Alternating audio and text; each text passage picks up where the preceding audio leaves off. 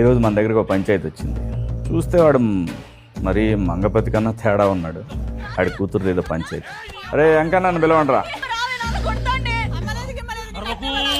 బరబ్బరి చెప్పినావు. నేను గలీజ్గాండి, కానీ నీ తమ్ముని కూతురు వాని ఎవంతోనో ఒక రూమ్లా 30 నిమిషాలు ఉంటే 6 నెలలు వాడిని కోటు జుట్టు తిప్పించి పిచ్చి కుక్కని తిప్పినావు చూడన్నా.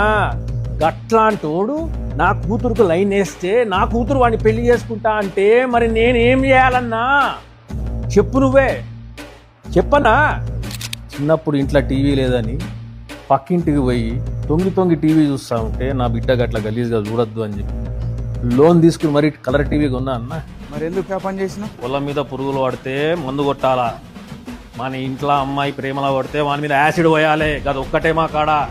యాసిడ్ డబ్బా తీసుకురాపో మీద పోసు. ఇంకొక యాంగిల్ ఆలోచిస్తే బాగుంటుందేమో. నేను నా గురించి అంత ఆలోచించాలి. నన్ను అడిగితే నేను చెప్తుండే కదా. మజాక్ చేస్తుండే ఆడు. నువ్వు నా జాగాలో ఉంటే ఇట్లా చేస్తావు అన్నా. మంగపతి ఊకుంటాడా? నీ కూతురు వెనకాల పడుతుండా కేసు పెట్టు అన్నా. వాని మీద కేసు పెట్టుడు బుర్ర పెట్టద్దన్నా అని బొంద పెట్టాలి. సో యాసిడ్ పోస్తానంటావు? పక్క మీద పోసుకో.